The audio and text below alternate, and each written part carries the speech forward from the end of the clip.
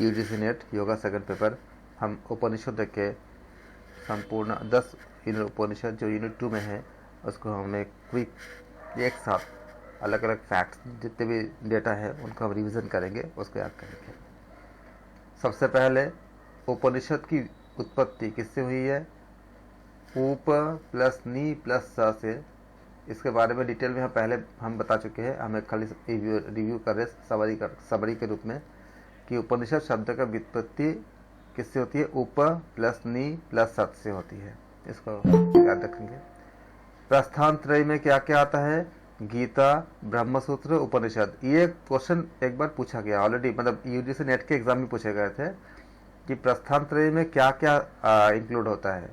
तो आप लोग याद करो, चाहे कैसे भी माइक खोल के माइक बंद करके कैसे भी बोलो। प्रस्थान त्रय में क्या है? गीता, भगवद गीता, ब्रह्मसूत्र और उपनिषद आते हैं। प्रस्थान त्रय मतलब क्या होती है? भगवद गीता, ब्रह्मसूत्र और उपनिषद है।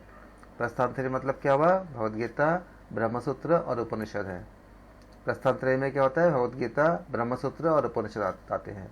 ये आपका एक क्वेश्चन बन गया। वेदत्रय में क्या होते हैं? वेदत्रय में आपका ऋग, यजु और सामवेद आते हैं, याद रखना है इसको। ईशावास्य उपनिषद, बृहदारण्यक उपनिषद, ये दोनों उपनिषद कहाँ से आई है? शुक्ल यजुर्वेद से। एक साथ लिख लो, ईशावास्य उपनिषद और बृहदारण्यक उपनिषद, ये दोनों कहाँ से है? शुक्ल यजुर्वेद से है। लिखते जाओ, ईशावास्य उपनिषद या शॉर्ट में लिख दो बृहदारण्यक उपनिषद, यह किससे? शुक्ल यजुर्वेद से है। तैत्तिरीय उपनिषद, कठोपनिषद और श्वेताश्वर उपनिषद। तैत्तिरीय उपनिषद, कठोपनिषद और श्वेताश्वर उपनिषद ये किससे है? कृष्ण यजुर्वेद से है। तैत्तिरीय उपनिषद, कठोपनिषद और श्वेताश्वर उपनिषद ये तीनों के तीनों है क्या? कृष्ण यजुर्वेद से है। कभी भूल जाओ तो कठोपनिषद को थोड़ा सा आसान है करने के लिए। कठोपनिषद भी क से शुरू होती है और कृष्ण यजुर्वेद भी किससे शुरू होती है? क से आपका शुरू होती है। तो ये आपको उस समय रिकॉल हो जाएगा अगर आपका एग्जाम में आता है। इसके बाद मुंडकोपनिषद, मांडुक्योपनिषद और प्रश्नोपनिषद किससे आती है? आपका अथर्ववेद से आती है। मुंडकोपनिषद, मांडुक दोनों माँ एक साथ है, ठीक है, याद रखिएगा।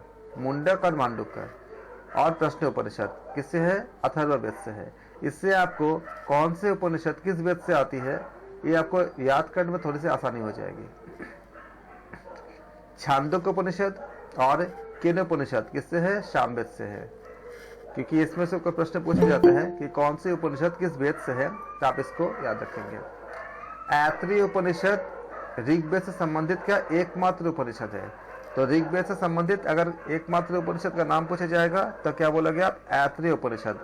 ऋग्वेद से संबंधित एकमात्र उपनिषद क्या है? आपका ऐत्रेय उपनिषद है। इतने डेटा आपको याद हो गया।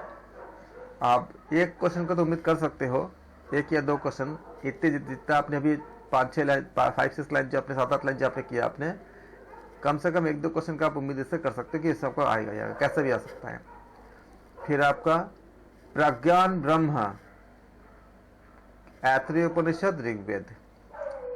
अहम ब्रह्मास्मि, बृहदारण्यक उपनिषद, यजुर्वेद। लिखते रहो साथ साथ आप लोग। प्रज्ञान ब्रह्म, ऐत्रेय उपनिषद, ऋग्वेद। अहम ब्रह्मास्मि, बृहदारण्यक उपनिषद, यजुर्वेद। तत्त्वमसि, छांदोग्योपनिषद, सामवेद। तत्त्वमसि, छांदोग्योपनिषद, सामवेद। अयमात्मा ब्रह्म, मांडुक्योपनिषद, अथर्ववेद। इतना क्लियर हो गया आप लोगों को? धर्म की रक्षा सदा सदा करनी चाहिए। धर्म की रक्षा से ही सुरक्षा होती है। धर्मो रक्षति, धर्म रक्षति रक्षितः। ये आपको पता है ये कहाँ पे आपको मिलता है देखने को? भगवद गीता। हमारे जैसे सत्यमेव जयते है, ऐसे ही धर्मो रक्षति धर्म रक्षति रक्षितः, ये किसी प्रतिष्ठित ऑर्गेनाइजेशन का आपका स्लोगन है, पता करना। जब पता कर लोगे तो आप लोग को बहुत अच्छा लगेगा। कि ये सब बातें कहाँ कहाँ से मुंडक उपनिषद से लिया गया था आपका सत्यमेव जयते, और धर्मो रक्षति रक्षितः, ये भारतीय एक सम्मानीय प्रतिष्ठान की आपका स्लोगन है, बात पता करना। तो धर्म से भूमि की स्थापना होती है, सभी धर्म में प्रतिष्ठित है, अर्थात धर्म की सदा रक्षा करनी चाहिए, क्योंकि धर्म की जब रक्षा करेंगे तो हमारी रक्षा होती है। धर्म क्या होती है? जब धारण करते हैं, तो अर्थात धर्म की सदा रक्षा करना चाहिए। धर्म की रक्षा से ही सुरक्षा प्राप्त होती है, और धर्म से भूमि की स्थापना होती है, सभी धर्म में प्रतिष्ठित है। आप जानते हो जितने बड़े बड़े ऑर्गेनाइजेशन की जो चीज़ें होती है ना, जो स्लोगन्स होते हैं, जो उनके जो कंटेंट होते हैं, वो सारे भगवत गीता और उपनिषद से मैक्सिमम लिए गए हैं। LIC का जो है, आप देखोगे उसमें जो आपका जो स्लोगन है LIC का, एक आपका संस्कृत में लिखा होता है। ये कहाँ से लिया गया है? भगवत गीता के चैप्टर 9 श्लोक नंबर 22 क्या था? मैंने आपको बताया भी था, याद है किसी को? श्लोक नंबर 22 मैंने हिंदी में मैं बोल देता हूँ कि जब कोई मुझ पर समर्पण करता है ये अर्जुन, तो मैं उसके योग के दायित्व को वहन करता हूँ। वहाम्यहम्, योगक्षेमम वहाम्यहम्। आप देखोगे LIC के जो नीचे जो आपको जो लिखी होती है, वो लिखी होती है योगक्षेमम वहाम्यहम्। तो ये आपका जो सारे जो कोट है, ये हमारे उपनिषद से और अपने हमारे शास्त्रों से ली गई है। सर ये कहाँ से लिया गया? धर्मो रक्षति रक्षकः। आप बताओ मेरे से, कोई आप में से कोई बताओ। आप देख रहे हो यहाँ पे, ये देखो उपनिषद का श्लोक है ना। स्वर महाभारत से है सर ये? मुझे गीता से लगा। नहीं, ये आपका एक उपनिषद से है, जो अभी हमने इसको अध्ययन नहीं किया, लेकिन उपनिषद से ही है। और कई श्लोक ऐसे मिलते हैं कि मल्टीपल शास्त्र में मिलते हैं, जैसे कठोपनिषद में और भगवत गीता में बहुत सी चीजें इक्वल मिलते हैं, तो कई जगह मिलते हैं। ईशावास्य उपनिषद के बारे में बात करेंगे। ये आपका ओवरव्यू था, जितना हमने अभी तक किया, इसमें हमें कम से कम आप 2 क्वेश्चन का आशा आप उम्मीद कर सकते हो कि 2 क्वेश्चन किसी भी तरह से पूछेंगे, लेकिन पूछने के लिए कंटेंट काफी अच्छे हैं जितना हमने अभी किया हमने। अब आप करेंगे ईशावास्य उपनिषद। शुक्ल यजुर्वेद कान्वीय शाखा संहिता के 40वें अध्याय से उद्धृत है। प्रथम उपनिषद इसको कहते हैं। प्रथम मतलब आदिगुरु शंकराचार्य जी ने इसमें भाष्य लिखे थे।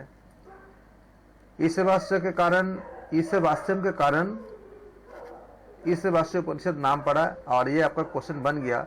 एक तो क्वेश्चन इसी जगह से बन ही गया, ऐसे इसमें से कैसे भी आ सकता है। दूसरा आपका यह है कि ईशावास्यम का नाम, इसका नाम की वजह क्या है, कारण क्या है। जैसे केन उपनिषद में पूछते हैं ना कि इसकी उत्पत्ति किससे हुई है, उसमें एक क्वेश्चन से हुई है, प्रश्न से हुई है, या उसका नामकरण ऐसा क्यों हुआ है। तो इसका आप ईशावास्य उपनिषद के लिए आप बोलोगे। कुल कितनी है? 18 मंत्र है। इसमें भगवान के तत्व रूप ज्ञान का निरूपण किया गया है। ईश्वर में जगत है, ये बेहद वो कंटेंट है जो आपको इसके ऊपर से पूरा निचोड़ है पूरा। अर्थात यह संपूर्ण जगत ईश्वरमय है, अतः त्याग के साथ उपभोग करना चाहिए, क्योंकि यह धन आदि किसके है, अर्थात ये किसी के नहीं है। इसलिए आप त्याग के साथ भोग करो और 100 साल जीने की इच्छा करो। कर्म, इस जगत में शास्त्र नियत कर्मों को करते हुए ही 100 वर्षों तक या 100 वर्षों तक जीने की इच्छा करनी चाहिए। शास्त्र नियत कर्म क्या होती है हम लोग बहुत अच्छे से डिस्कस करते हैं, हम खाली एक समरी के रूप में जानेंगे, जिससे हमें एग्जाम के लिए बहुत पॉइंटेड हो। इस प्रकार त्याग भाव से परमेश्वर के लिए किए जाने वाले कर्म तुझ मनुष्य में लिप्त नहीं होंगे, इससे अन्य कोई मार्ग नहीं है कर्म बंधन मुक्ति का। फिर क्या है? परमात्मा का स्वरूप। क्या पढ़ा था हमने? शुद्धम, जो इनके इस उपनिषद में मतलब ईशावास्य उपनिषद में जो मुख्य बताया गया है, शुद्धम पाप विद्वम, शुद्धम और इसका अगर आ के बारे में हम ब्रेक करेंगे तो यह अपाप हो जाएगा। ये आ की मात्रा को लेते हैं। अपाप विद्यम अप्राकृत दिव्य सच्चिदानंद स्वरूप शुभ अशुभ कर्म के संपर्क मतलब शून्य परमेश्वर जो हमें संपूर्ण शून्य कर देते हैं, शुभ भी नहीं अशुभ भी नहीं। जब ऐसा शून्य होता है तब हम उस परमात्मा को पूर्णतः समर्पण कर सकते हैं, जब हमारा सारा कुछ शून्य होती है। तो इसको जो हमने पढ़ा हमने कि राग द्वेष से जब हम मुक्त हो जाते हैं तो विद्या अमृत अश्नुते, तो विद्या अमृत अश्नुते मतलब विद्या प्लस अमृत प्लस अश्नुते, ज्ञान के अनुष्ठान से अमृत को प्राप्त करते हैं, ज्ञान के अनुष्ठान से अमृत को प्राप्त करता है। विनाशशील देव की उपासना से मृत्यु को पार कर अविनाशी परमेश्वर की उपासना से अमृत को प्राप्त होता है। इस उपनिषद की मुख्य जो हमारे पास लेसन थे वो क्या था, विनाशशील उन बातों में से ये ऊपर की बात तो है ही, इसके बाद और क्या था, विनाशशील देव की उपासना से मृत्यु को पार कर अविनाशी परमेश्वर की उपासना से अमृत को प्राप्त होता है। याद करो, ये आपने पढ़ा था। अविद्या की उपासना से क्या है, घोर अंधकार में प्रवेश होती है। एग्जाम के क्वेश्चन इसी में से बनेंगे, जितना हमने लाइंस आप देख रहे हो जो हमने कलेक्ट किया आपके लिए, इसी में से खाली एग्जाम के क्वेश्चन बनेंगे। इसके अलावा एग्जाम के लिए ज्यादा कुछ नहीं है इसमें, जो एग्जैक्टली बनते हैं या अभी तक जो पूछे गए हैं या जिसके पूछे जाने की पॉसिबिलिटी है, जिसके पूछे जाने की संभावना है। अविद्या की उपासना से घोर अंधकार में प्रवेश, केवल विद्या की उपासना से मिथ्याभिमान में मत। ये कहाँ पे है, किसके अकॉर्डिंग आपका उपनिषद का नाम याद रखेंगे, ईशावास्य उपनिषद। अविद्या को जानकर विद्या की उपासना से अविद्या से मृत्यु को जीतकर विद्या से अमृत को प्राप्त हमें प्राप्त करने की बात कही गई है। अर्थात हे सबका भरण पोषण करने वाला सत्य स्वरूप आप सर्वेश्वर का श्रीमुख ज्योतिर्मय सूर्य मंडल पात्र से ढका हुआ है। आपकी भक्ति रूप सत्य धर्म का अनुष्ठान करने वाले मुझको आप अपने दर्शन कराने के लिए उस आवरण को आप हटा दीजिए। अर्थात जो वह सूर्य का आत्मा परमात्मा है, वह परम पुरुष भी, वह परम पुरुष मैं भी वही हूं। अब हम देखते हैं कि अग्नि से प्रार्थना क्या थे, अग्नि की स्तुति थे। हे अग्नि के अधिष्ठाता देवता, हमें परम धन रूप परमेश्वर की सेवा में पहुंचाने के लिए सुंदर शुभ मार्ग से ले चलिए।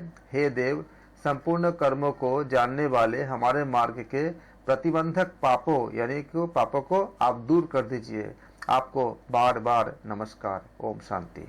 इस तरह से आपका जो प्रथम उपदेश है, इसके हमने जितने एग्जाम पॉइंट ऑफ व्यू से जो आ सकते हैं ये हमने समाप्त किया। ईशावास्य उपनिषद, केन उपनिषद। हम क्या देखते हैं हम केन उपनिषद में ब्रह्म स्वरूप का वर्णन देखते हैं। केन उपनिषद को ब्राह्मण उपनिषद या ज्यामिनीय उपनिषद भी कहते हैं। इसके कुल 4 खंड है। इसमें प्रतिपाद्य विषय है क्या, ब्रह्म है। यज्ञ के रूप में ब्रह्म के साथ संवाद का वर्णन इसमें है। आप जानोगे इसके अंदर क्या है, जिन लोगों ने उपनिषद को अच्छे से कर लिए है आपको पता भी है अच्छे से। इसमें वायु, अग्नि और इंद्र से केन उपनिषद में यक्ष एवं देवता के मध्य संवाद का वर्णन है। ये क्वेश्चन पूछा गया कई बार कि किन के बीच में है, ब्रह्म के बीच में है, तो आप बोलोगे कि यक्ष और देवता एक्चुअल आंसर है। लेकिन अगर उसका रूप बदल के आता है, यक्ष की जगह पे अगर कुछ और आता है, तो जो मोस्ट अप्रोप्रिएट होगा उसको देना। देवताओं के अभिमान को मिटाने के लिए यह उपनिषद सामवेद के, यहाँ से आपको क्वेश्चन बन गया है, कई बार आया भी हुआ है। यह उपनिषद सामवेद के तलवकार ब्राह्मण का 9वां अध्याय है। इसको आप एकदम लिख लो। आपका केन उपनिषद क्या है, सामवेद के तलवकार ब्राह्मण का 9वां अध्याय यानी कि 9वां अध्याय है। सामवेद के केन उपनिषद क्या है, सामवेद के तलवकार ब्राह्मण का 9वां अध्याय है। केन उपनिषद सामवेद के तलवकार ब्राह्मण का 9वां अध्याय है। केन उपनिषद सामवेद के तलवकार ब्राह्मण का, इसमें वायु को मातरिश्व और अग्नि को जातवेद भी कहा गया है। ब्रह्म के आधार क्या है आपका इसमें? तप दम और कर्म। ब्रह्म विद्या के आधार क्या है? तप दम और कर्म। इससे हमें ब्रह्म विद्या की प्राप्ति होती है। इसके according sir excuse me, sorry sir, बीच में डिस्टर्ब कर रही हूँ सर। राइटिंग स्पीड मैच नहीं हो रही सर आपके इसके साथ, उसमें लिखने में ध्यान हो रहा है सर पूरा। ओके ठीक है, तो आप अभी देख लो, फिर बाद में ना आप इसको रिकॉर्डिंग में आप चला करके लिख लेना इसको, ठीक है? जितना लिख सकते हो आप लिख लो, बाकी दोबारा अभी आप खाली सुन लो अच्छे से, और जितना लिख सकते हो लिख लो, बाकी दोबारा हम रिकॉर्डिंग सेंड करेंगे, आप रिकॉर्डिंग से लिख लो, उससे पॉज करके आप उसको अपने हिसाब से लिख लेना इसको, ठीक है? अगर हम काफ़ी स्लो करेंगे तो ड्यूरेशन बढ़ जाएगा, तो फिर रिविजन के समय आपको बहुत दिक्कत होगी। ब्रह्म विद्या का उपदेश क्या है? वेदों का अधिष्ठान विषय, मतलब आयतन जो होती है, सत परमेश्वर। प्रतिपाद्य विषय क्या है? ब्रह्म यानी परमात्मा। प्रतिपाद्य विषय क्या है? प्रतिपाद्य विषय ब्रह्म अर्थात परमात्मा। अभी आप सुन लो, और इसके बाद जो लोग के छूट रही है वो रिकॉर्डिंग से, लेकिन कर लेना जरूर से।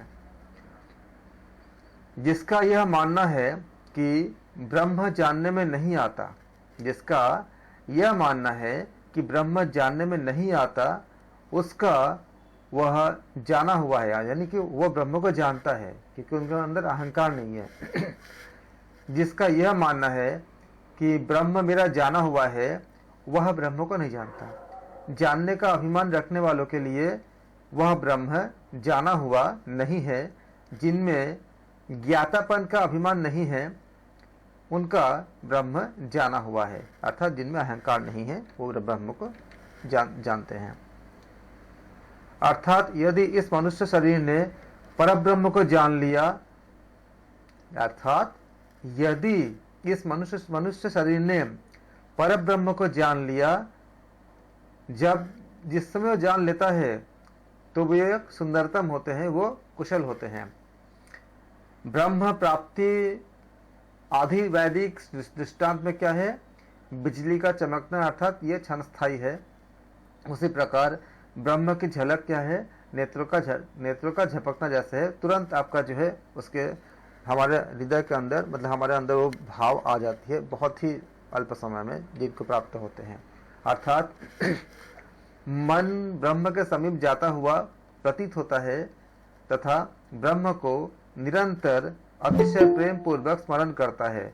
इस मन के द्वारा ही ब्रह्म साक्षात्कार का संकल्प उत्पन्न होता है। ब्रह्म की उपासना का प्रकार तद्वन सबके परम प्रिय और जो सभी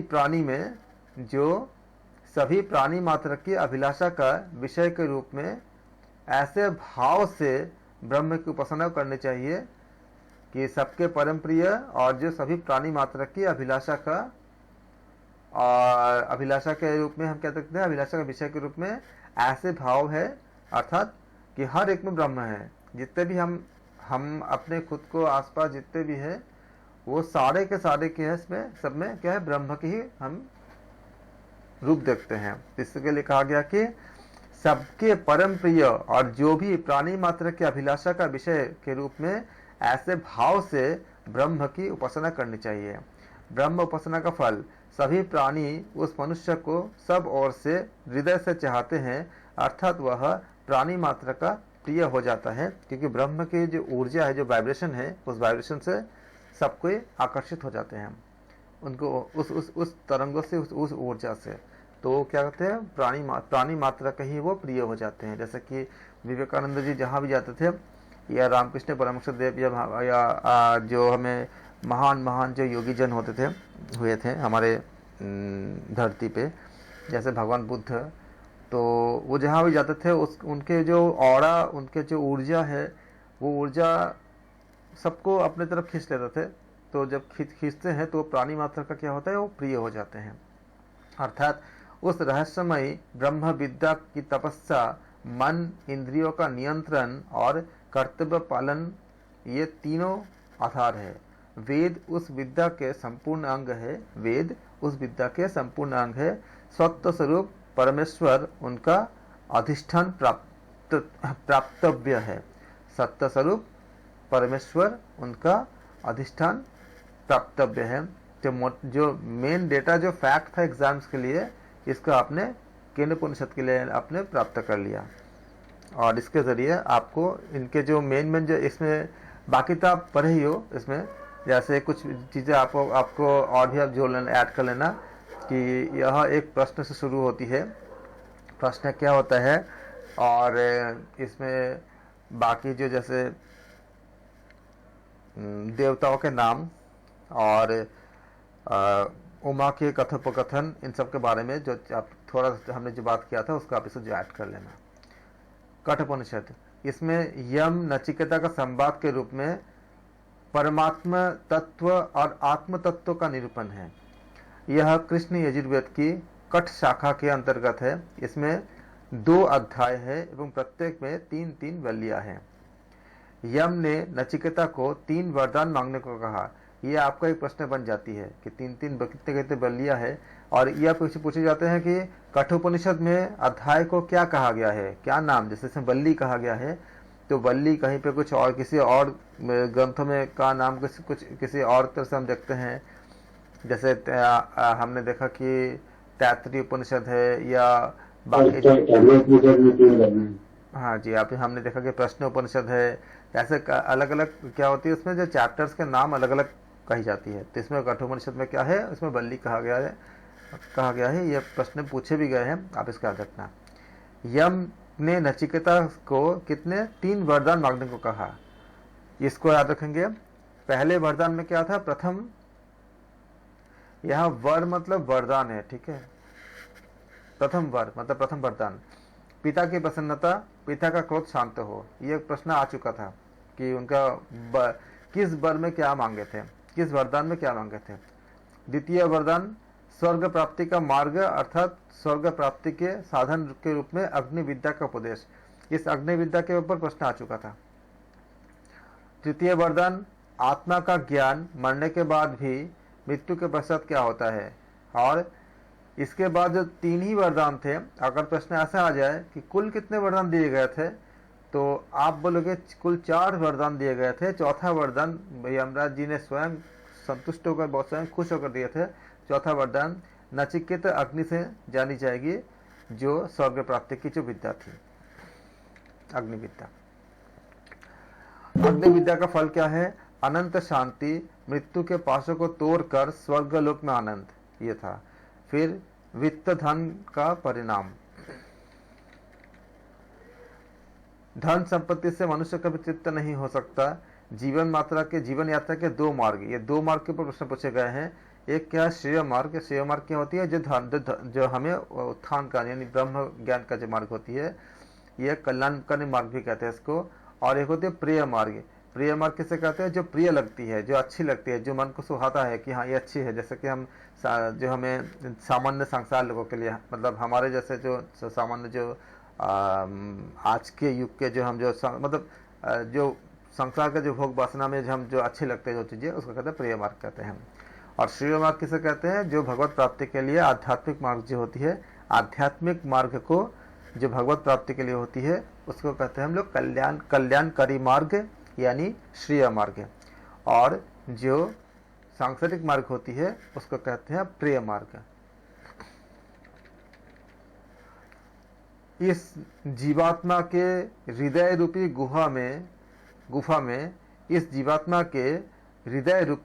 गुफा में रहने वाला परमात्मा सूक्ष्म रूप से अति सूक्ष्म और महान से भी महान है। कौन जान पाता है परमात्मा को, कौन देख पाता है।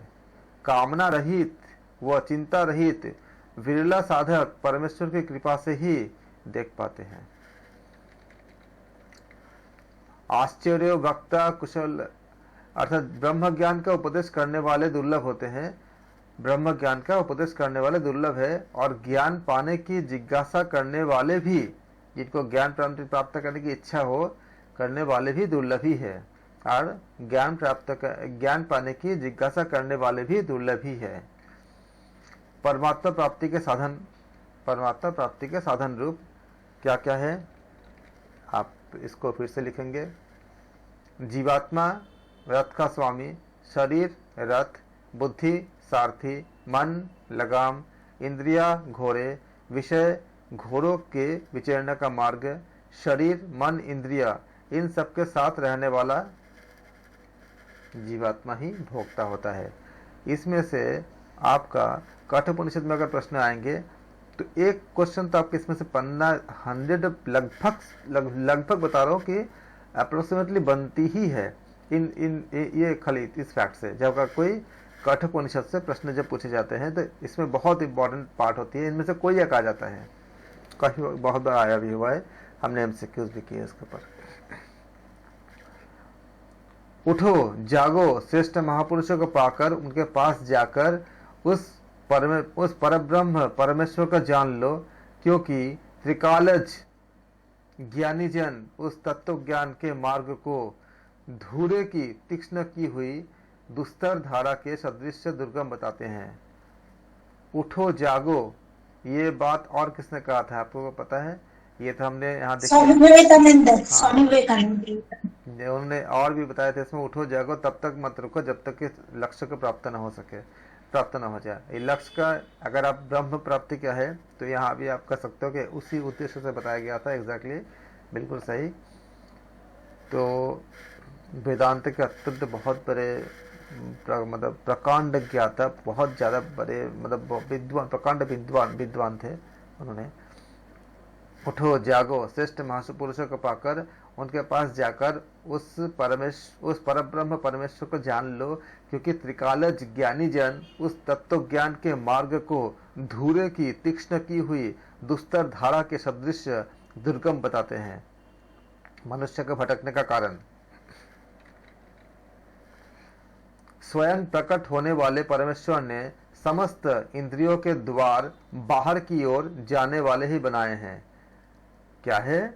स्वयं प्रकट होने वाले, जो खुद ही प्रकट होते हैं परमेश्वर ने, सारे समस्त इंद्रियों के द्वार क्या बनाए हैं? बाहर की ओर जाने वाले बनाए हैं। इसलिए मनुष्य बाहर की वस्तुओं को ही देखता है, अंतरात्मा को नहीं देख पाता। पर कितनी अच्छी बात बताएं इसमें, लेकिन आप इसको याद करना भी एग्जाम्स के लिए। अगर सोचते रहोगे, सोचोगे इसको, तो अंदर से इतना हल्कापन लगेगा, बहुत अच्छा फील होगा। उपनिषद अगर आपने जी लिए उपनिषद को अपने जीवन में, इतनी ज़्यादा लाइट कर देता है, इतनी ज़्यादा हल्कापन कर देता है कि जीवन में समस्याएं आपका एक अपॉर्चुनिटी के रूप में आ जाती है। जब हम इसको अच्छे से हम समझ पाते हैं, उसको हम फॉलो कर पाते हैं। तो परमात्मा तत्व शरीर में निवास क्या होती है, इसको याद रखेंगे। यहाँ पे आपका क्वेश्चन बन जाती है, कई बार पूछे गए हैं। अंगुष्ठ मात्रा परिमाण वाला परमात्मा, कितना मात्रा? अंगुष्ठ मात्रा परिमाण वाला परमात्मा शरीर के मध्यस्थ हृदय आकाश में स्थित होते हैं। ये आपका प्रश्न बन गया, कई बार पूछे गए हैं। वह परमात्मा धूम रहित ज्योति की भांति है। धूम मतलब धुआं, धुआं रहित ज्योति जो होती है, तो वह परमात्मा धूम रहित ज्योति की भांति है। शरीर रूपी पुरी के कितने द्वार है? एकादश द्वार है। अकॉर्डिंग टू किसमें? कौन से उपनिषद? कठोपनिषद के अकॉर्डिंग। कुछ बातें का ख्याल रखेंगे कि कठोपनिषद में ये बातें बताई गई है कि इंद्रिया बहिर्मुखी होती है, बाहर की तरफ बनाए हैं, इसलिए हम अंतरात्मा को देख नहीं पाते। ये जो सेंटेंस है कहाँ बताई गई है? कठोपनिषद में बताई गई है। और परमात्मा धूम रहित ज्योति की भांति है, ये भी कहाँ बताई गई है? कठोपनिषद में बताई गई है। अंगुष्ठ मात्र परिमाण वाला परमात्मा शरीर के मध्य हृदय आकाश में स्थित होते हैं, कहाँ बताई गई है? कठोपनिषद में बताई गई है। फिर आपका शरीर रूपी पूरी क्या है? आपका एकादश द्वार है। मतलब आपका एकादश द्वार यानी कितने हुए? 11 द्वार होते हैं। 11 आप जानते हैं हम क्या, हमने पूरा डिटेल में अगर आप लोगों को कठोपनिषद के विस्तार से जाननी है, अध्ययन करनी है, तो इसी चैनल पे हमने कठोपनिषद के 3 पार्ट में हमने विस्तार से वीडियो हमने बना के आपको दिए हैं। आप वहाँ से पूरे वीडियो को देख सकते हैं, एक एक श्लोक के अर्थ को पूरा विस्तार से 3 पार्ट में डिवाइड है, जो हमने बनाए हैं पहले। अभी हम इसको समरी के रूप में देख रहे हैं। शरीर रूपी पुरी के एकादश द्वार है। ब्रह्म की तुलना ऊर्ध्वमूल तथा नीचे की ओर शाखा वाले सनातन पीपल की वृक्ष से की गई है। इसको तो अगर प्रश्न आते हैं एग्जाम में यही बात और किस ग्रंथ में बताई गई है? तो आप बोलोगे यही बात आपका भगवत गीता भगवत के गीता। चैप्टर नंबर 10 में बताई गई है। बिल्कुल सही। भगवान कृष्ण कहते हैं अर्जुन से सेम बात।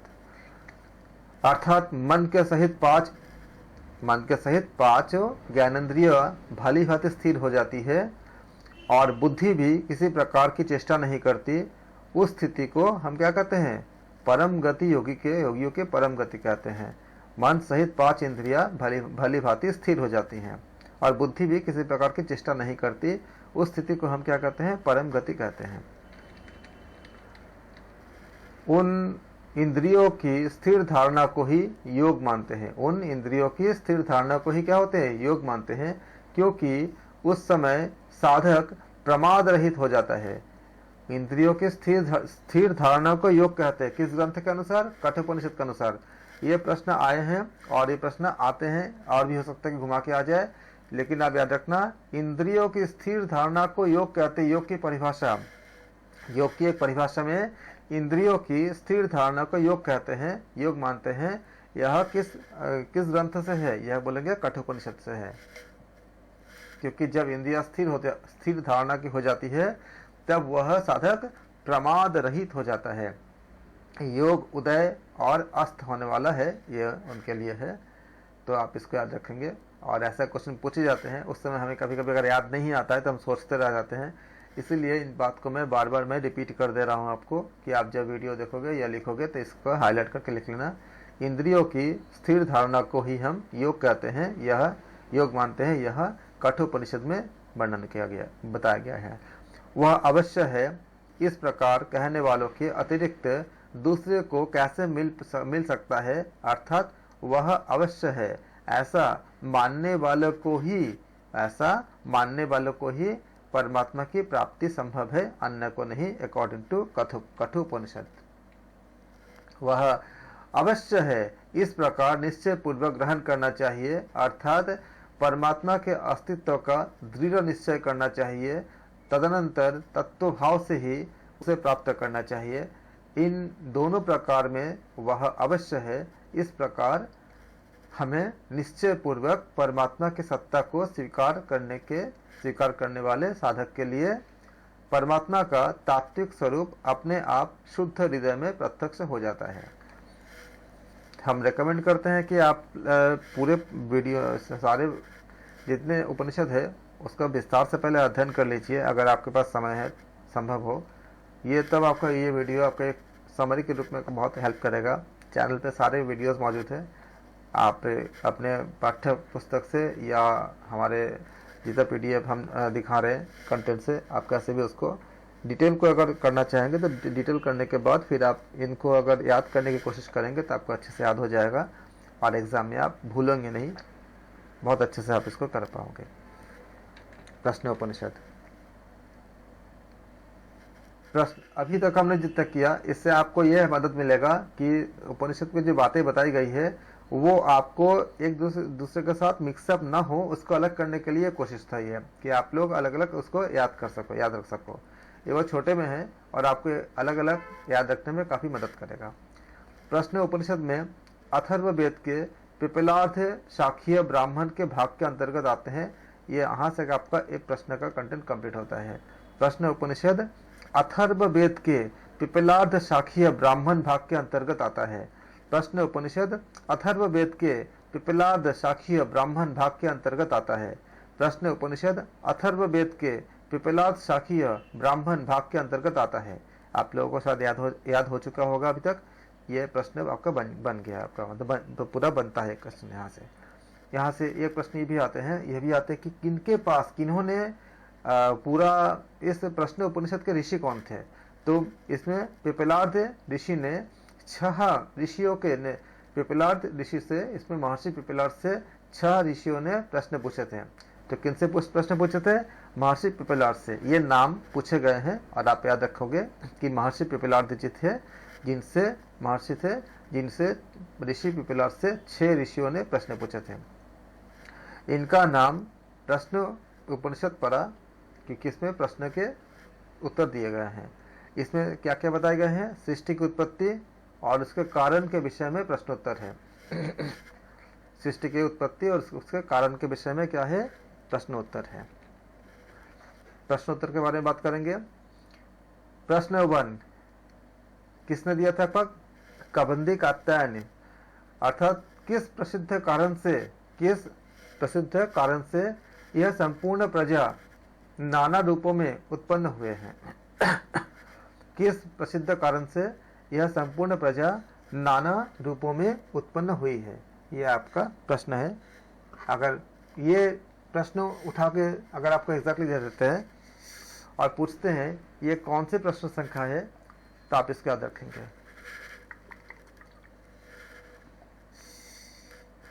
प्रश्न संख्या 1 है, किस प्रसिद्ध कारण से यह संपूर्ण प्रजा नाना रूप में उत्पन्न हुई है। उत्तर क्या है? परब्रह्म परमेश्वर से ही, अर्थात उनके संकल्प द्वारा ही प्राण और रई के संयोग से प्रजा की उत्पत्ति हुई है। तो आपका उत्तर क्या होगा? प्राण और क्या बोलोगे? रई। प्राण और रई के संयोग से क्या हुई?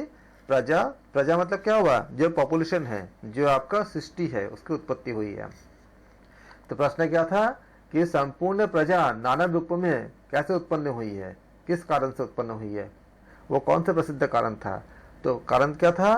परब्रह्म परमेश्वर से ही, अर्थात उनके संकल्प द्वारा ही प्राण और रई के संयोग से प्रजा की उत्पत्ति हुई है। हमने बात किया था कि अभी हम जो देखते हैं, एक होती है सृष्टि की उत्पत्ति, मतलब किसी प्राणी की उत्पत्ति, एक होती है संकल्प विधि द्वारा। जब परब्रह्म परमेश्वर ने इच्छा की है, संकल्प किए और आपका प्राणी की उत्पत्ति हो गई, उसके बाद ब्रह्मा जी ने जब इसके हम आगे हमने पढ़ा था कि उन्होंने जब आदेश दिए कि शतरूपा को उन्होंने बताए कि आप अब इसके बाद की सृष्टि आप मैथुन के द्वारा उत्पन्न करो, आगे बढ़ाओ, तो हमारे आज के जो जिस तरह से बच्चे के उत्पन्न होती है उसके बाद वो चली, तो वो आपका मैथुन सृष्टि था। लेकिन सबसे पहले सृष्टि 2 तरह की होती है, एक होती है आपका संकल्प के द्वारा। तो परमेश्वर ने संकल्प किए और उनसे क्या हुआ, आपका उन्होंने सृष्टि की उत्पत्ति की है। तो यहाँ से आपका नॉर्मली जो कई चीज़ आती है कि अंडा पहले आएगा कि मुर्गी पहले आया, सब चीज़ें चलती रहती है, सारा बहस इसमें ख़त्म हो जाती है कि सबसे पहले क्या था, अंडा या मुर्गी या मेल या फीमेल जो भी आप ले लो, सबसे पहले क्या था, एक संकल्प था। किसने किया था?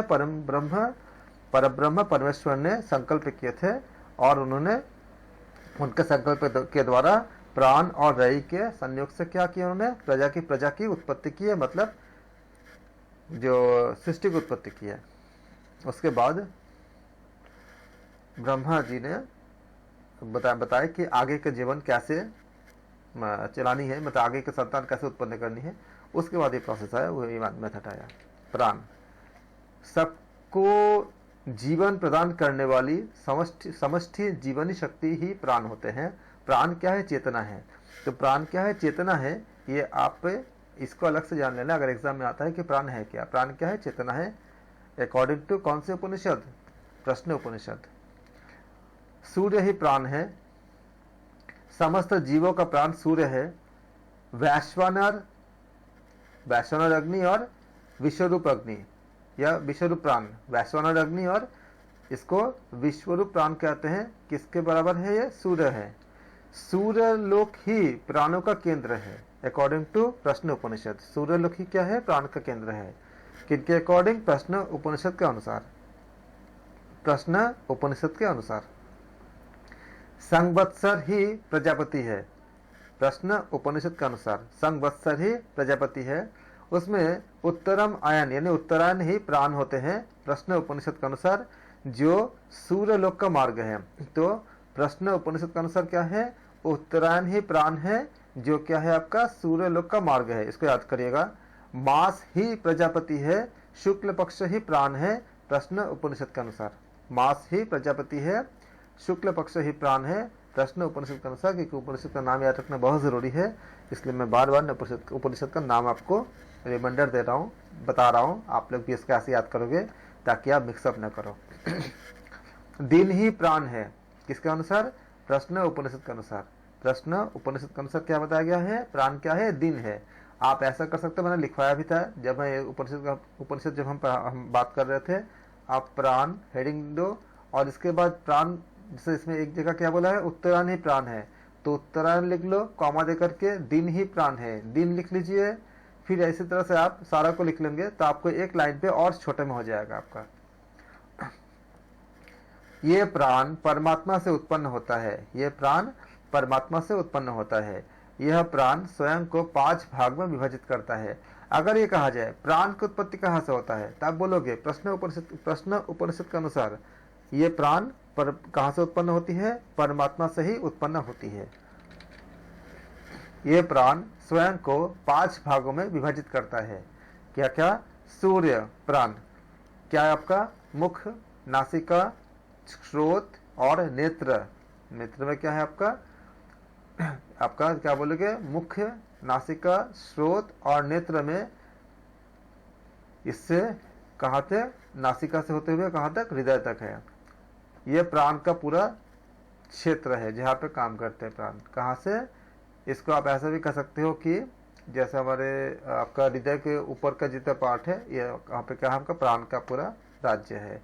या मुख, नासिका, स्रोत और नेत्र में, नासिका से हृदय तक पूरा जितना पार्ट है, या एक साथ आप याद रखना कि हृदय के ऊपर का जितना पार्ट है शरीर के बाह्य अंग प्रत्यक्षों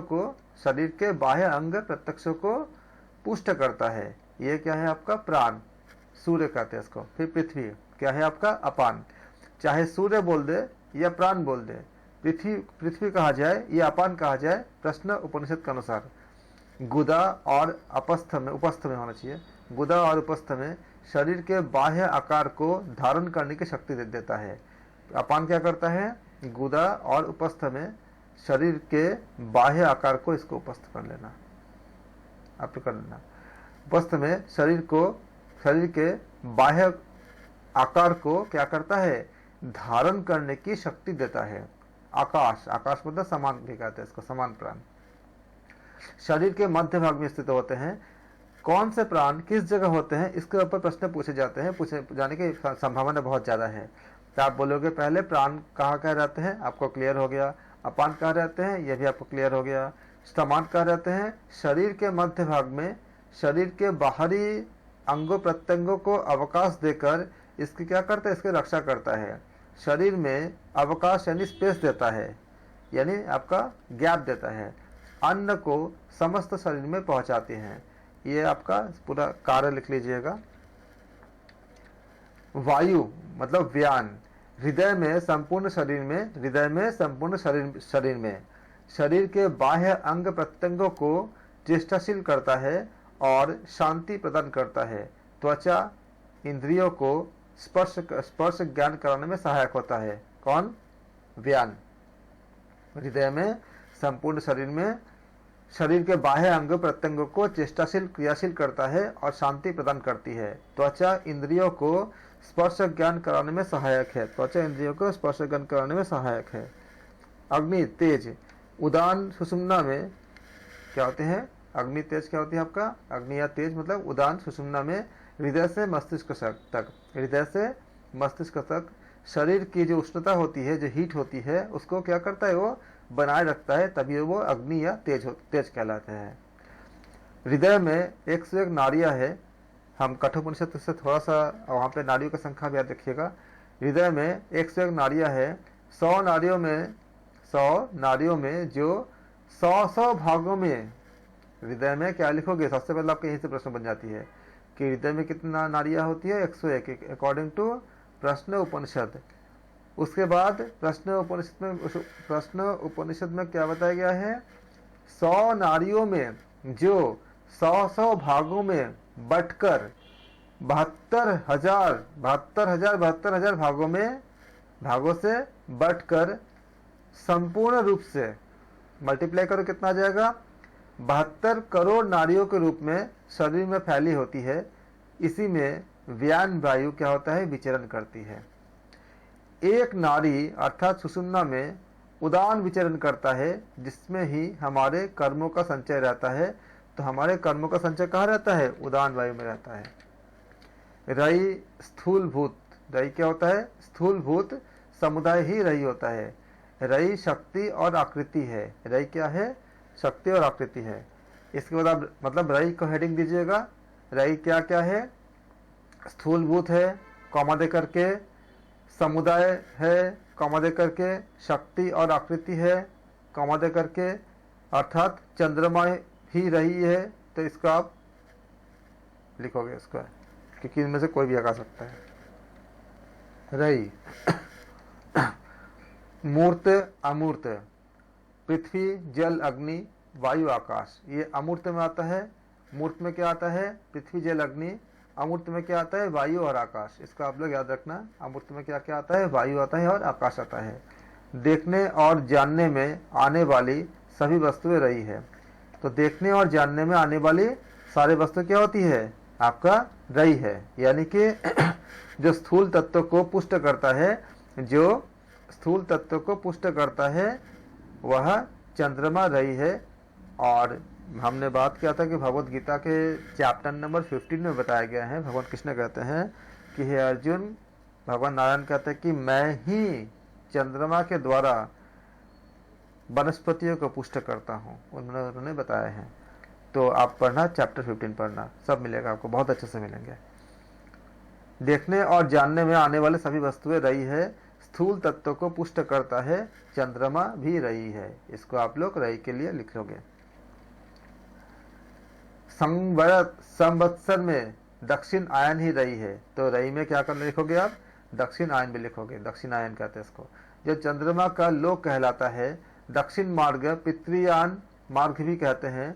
कृष्ण पक्ष ही रई होता है और रात्रि ही रई है। तो रई को लिख करके रई इजिकल टू क्या क्या है ये आप नोट्स में लिखोगे, तो उससे क्या हो जाएगा, आपको फिर भूलोगे नहीं और याद करने में बहुत आसानी हो जाएगी। प्रश्न 2, प्राणियों के शरीर को, प्रजा को कितने देवता धारण करते हैं और कौन कौन प्रकाशित करते हैं? उत्तर में क्या है? धारक देवता क्या है? आकाश, वायु, अग्नि, जल, पृथ्वी। ठीक है, इसका याद रखिएगा। आकाश, वायु, अग्नि, जल, पृथ्वी, इसी ऑर्डर से याद रखिएगा। पंच क्या होती है? पंचभूत कहते हैं, क्या कहते हैं इसको बताइए? पंचभूत कहते हैं ना, क्या? पंचमहाभूत। हमने बताया था भगवान का जो पूरा नाम बताया था, उसी में भूमि और आपका जो पूरे पांच महाभूत इसमें आपका प्राप्त होती है। तो उसी से आपका वो शब्द भी आई थी। प्रकाशक देवता क्या होती है? 5 कर्मेंद्रिया, 5 ज्ञानेन्द्रिया, मन, अंतकरण, चतुष्ट है, ये आप याद रखेंगे। सबका धारक या प्रकाशक क्या होती है? आपका प्राण होता है। सर्वश्रेष्ठ देवता क्या होती है? आपका प्राण होते हैं। 16 कला वाला पुरुष कहाँ होते हैं? तो 16 कला वाला पुरुष, 16 कला के बारे में, 16 कला के बारे में तो आप कहीं पढ़े हो गया। इसके दूसरे शायद हम अच्छा आपका क्लास नहीं लेते, किसी और कहीं और पढ़ा था मैंने। तो 16 कला वाला पुरुष, हाँ मैं कहीं और पढ़ाया था, मुझे लगा था आपके यहाँ तो मैंने पढ़ा ही नहीं। सूर्य चंद्र की बताई जी 12 और 16 जी। 16 आधार के बारे में हम कल बात करेंगे, जब हम कल पढ़ेंगे सीधी सिद्धांत पद्धति, उसमें हम बात करेंगे। और 16 आधार बहुत इंपॉर्टेंट है, एग्जाम में पूछे भी गए। ऐसा आज तो हम बात कर चुके थे, सीधे सिद्धांत पद्धति में बता चुके हैं आपको। अंतर शरीर अर्थात ये 16 कला वाला पुरुष कहाँ है? ये शरीर के भीतर ही है। 16 कला वाला पुरुष कहाँ है? ये शरीर के भीतर ही है। ब्रह्म पुरुष की 16 कला है। ब्रह्म पुरुष के 16 कला है। पुरुष क्या है? प्राण, श्रद्धा, पृथ्वी, जल, तेज, वायु, आकाश, इंद्रिया, मन, अन्य, वीर्य, तप, मंत्र, कर्म, लोक, नाम। जब हम प्रश्न उपनिषद आपको पढ़ा रहे थे, उसमें आपको बहुत बार आपको याद भी कराए थे इन सब चीज़ों को। इसको याद करके जाना एग्जाम में, क्योंकि कोई एक दे देंगे और अगर आपको याद नहीं रहेगा, इतना अगर आप याद कर लोगे तो वहाँ पे आपका ऑप्शन देख के आपको याद हो जाएगा। जिस प्रकार रथ के पहिए में अरे लगे होते हैं, उसी तरह कलाएं प्रतिष्ठित होते हैं। प्राण किससे उत्पन्न होता है? प्राण परमात्मा से उत्पन्न होते हैं। मनुष्य शरीर में प्राण कैसे प्रवेश करता है? मृत्यु के समय मन के संकल्प से शरीर में आता है। प्राण एक शरीर को छोड़कर दूसरे शरीर में जाते समय कैसे निकलता है? जब उदान वायु, उदान अर्थात शरीर का तेज शांत हो जाता है तो वह शरीर छोड़ देता है। उदान ऊपर की ओर विचरता है, उदान ऊपर की ओर विचरता है। पुण्य कर्म के द्वारा क्या होते हैं? पुण्य लोकों में जाते हैं। पाप कर्म के द्वारा क्या होती है? पाप योनि में जाते हैं। पाप पुण्य मिश्रित कर्म के द्वारा मनुष्य शरीर में जाते हैं, अकॉर्डिंग टू प्रश्न उपनिषद। गाढ़ निद्रा के समय कौन कौन देवता सोते हैं? गाढ़ निद्रा के समय कौन कौन से देवता सोते हैं? सब अब इसको याद रखना कि पूछा अगर जाएगा अकॉर्डिंग टू प्रश्न उपनिषद कि गाढ़ निद्रा के समय कौन कौन देवता सोते हैं, तो क्या बोलोगे? सबके सब इंद्रिया क्या होती है? आपका सो जाती है, उसको कोई काम नहीं करता। आप जब नींद में होते हो तो सेंसेस आपके काम नहीं करते। कौन कौन जागते रहते हैं? तो पंच प्राण रूपी अग्नियां ही जागती रहती है, ये उत्तर में आएगा। निद्रा का सुख किसे मिलती है? निद्रा का सुख जीवात्मा को मिलती है। हमने एमसीक्यूज में किया था, सब चीजों को याद करिएगा। स्वप्न अवस्था की घटना को कौन सा देवता देखता है? तो स्वप्न अवस्था में जो घटने वाली घटना होती है, अकॉर्डिंग टू प्रश्न उपनिषद जीवात्मा देखती है। सबके सब देवता समभाव में किसके साथ होते हैं? सबके सब देवता समभाव से किसमें स्थित होते हैं? सबके सब देवता समभाव में किसमें स्थित होते हैं? तो बोलोगे परमात्मा में होते हैं। ओंकार की उपासना के बल से कौन कौन से लोग जीत लेते हैं? ओंकार की उपासना के बल से कौन कौन से लोग जीत लेते हैं?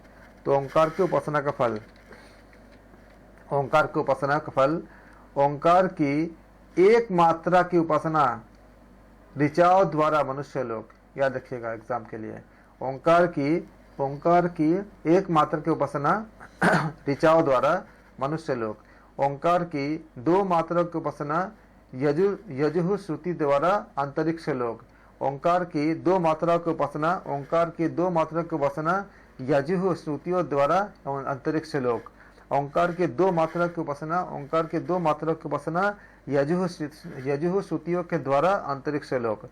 पूर्ण ओंकार की उपासना, पूर्ण ओंकार की उपासना शाम श्रुतियों द्वारा ब्रह्मलोक, पूर्ण ओंकार की उपासना शाम श्रुतियों द्वारा ब्रह्मलोक।